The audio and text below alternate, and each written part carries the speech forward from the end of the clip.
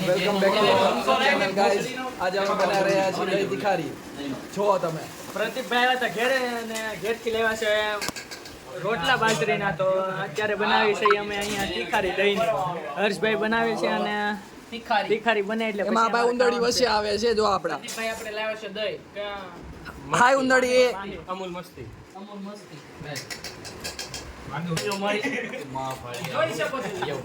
જોજે આને બનાવ ચટણી તો નાખી બધી જો હાલો હવે